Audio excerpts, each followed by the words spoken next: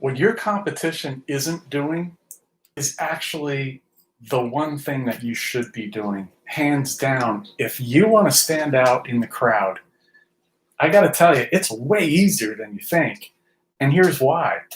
Because, a little secret, your competition, they're lazy. See, here's what happens. If you're a struggling introverted entrepreneur, a solopreneur, a micro business enterprise, and you're struggling to differentiate yourself in a crowded marketplace and not look like everyone else that you're competing against, then this is a simple communications tip that holds the key to your success. The main idea here is this. Next time you get an email from someone and it seems like it's someone who's struggling, maybe you can recognize that there's some tension, there's some anxiety, they're having a problem or a challenge or a struggle with something involving your company, your product, your service, or something you did. Here's what everyone else is doing. They get that email. What do? Their index finger automatically, without thinking, goes and clicks on the reply button. And then they sit there and they go typey, and they crank out some kind of email that's designed to do nothing more than to just get that person out of their hair. So what's the message you send? I don't really care. I really don't care about you. I just want you to go away so I don't have to deal with your issue and I can go on with my day. Here's a great example. Today, I got this email from a customer who was struggling with something on a website that actually wasn't even my company. It was one of our vendors. But she sends an email to me, and I could tell that she's trying to figure out a solution. She's tried multiple things, didn't work. So now she's looking for help.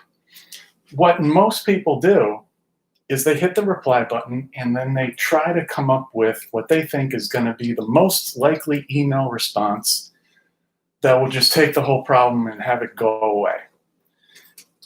Lazy. And it sends the wrong signal. And it's exactly the opposite of what everyone's trying, or what they say they're trying to achieve, this customer base that's loyal, that's going to stick with them long term, and is going to tell all their friends about what you do.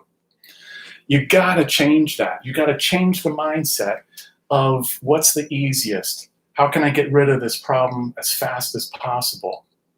See, if you start picking up the phone and actually having a genuine, real-time, back and forth conversation with a prospect, a customer, a coworker, a family member, a friend, you build relationships, you add value, real value, and you help differentiate yourself in a crowded marketplace, especially if it's highly competitive and everyone kind of resembles each other. Do you know what I mean?